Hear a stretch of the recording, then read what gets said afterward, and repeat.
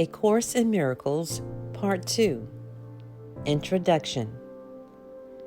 Words will mean little now. We use them but as guides on which we do not now depend. For now we seek direct experience of truth alone. The lessons that remain are merely introductions to the times in which we leave the world of pain and go to enter peace.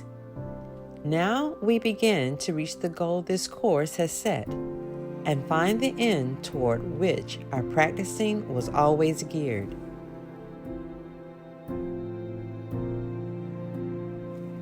Now we attempt to let the exercise be merely a beginning, for we wait in quiet expectation for our God and Father. He has promised He will take the final step Himself, and we are sure His promises are kept.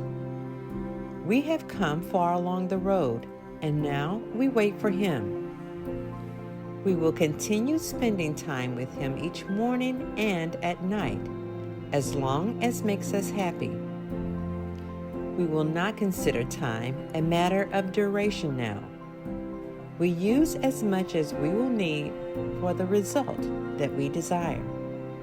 Nor will we forget our hourly remembrance in between, calling to God when we have need of Him as we are tempted to forget our goal. We will continue with a central thought for all the days to come, and we will use that thought to introduce our times of rest and calm our minds at need. Yet we will not content ourselves with simple practicing in the remaining holy instants which conclude the year that we have given God. We say simple words of welcome and expect our Father to reveal Himself as He has promised. We have called on Him, and He has promised that His Son will not remain unanswered when He calls His name. Now do we come to Him, but with His word upon our minds and hearts, and wait for Him to take the step to us that He has told us through His voice He would not fail to take when we invited Him. He has not left His Son in all His madness, nor betrayed His trust in Him. Has not His faithfulness earned Him the invitation that He seeks to make us happy? We will offer it, and it will be accepted. So our times with Him will now be spent. We say the words of invitation that His voice suggests, and then we wait for Him to come to us. Now is the time of prophecy fulfilled. Now are all ancient promises upheld and fully kept. No step remains for time to separate from its accomplishment. For now we cannot fail. Sit silently and wait upon your Father. He has will to come to you when you have recognized it is your will He do so.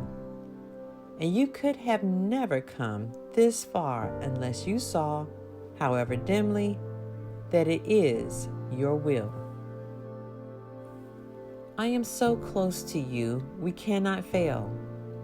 Father, we give these holy times to you, in gratitude to Him who taught us how to leave the world of sorrow in exchange for its replacement, given us by you.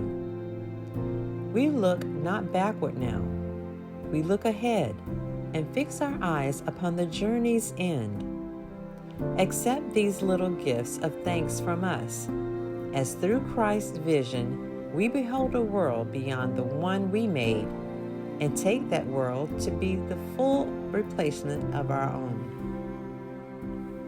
And now we wait in silence, unafraid and certain of your coming. We have sought to find our way by following the guide you sent to us. We did not know the way, but you did not forget us. And we know that you will not forget us now. We ask but that your ancient promises be kept, which are your will to keep. we will with you in asking this. The Father and the Son, whose holy will created all that is, can fail in nothing. In this certainty, we undertake these last few steps to you and rest in confidence upon your love, which will not fail the Son who calls to you.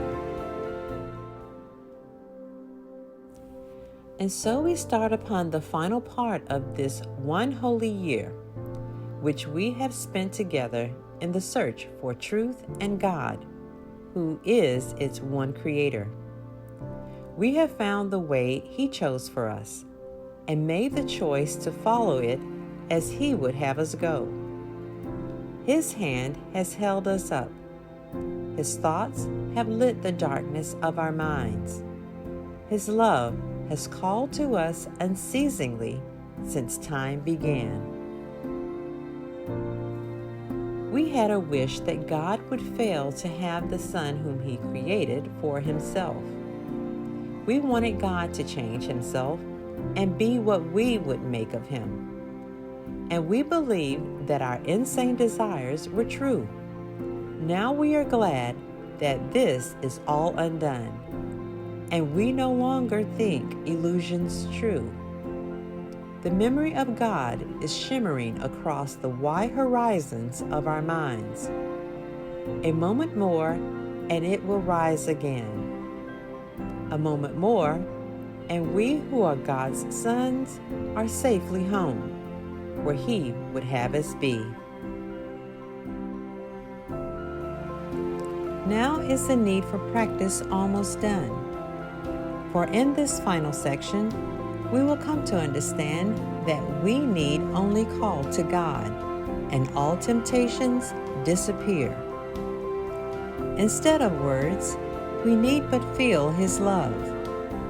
Instead of prayers, we need but call His name. Instead of judging, we need but be still and let all things be healed. We will accept the way God's plan will end as we receive the way it started. Now it is complete.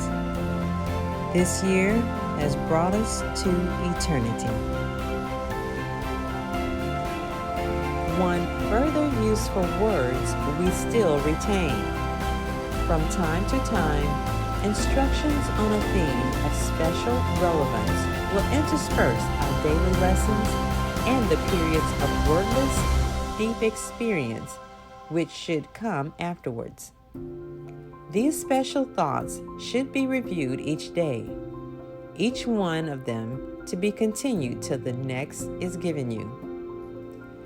They should be slowly read and thought about a little while, preceding one of the holy and blessed instants in the day. We give the first of these instructions now.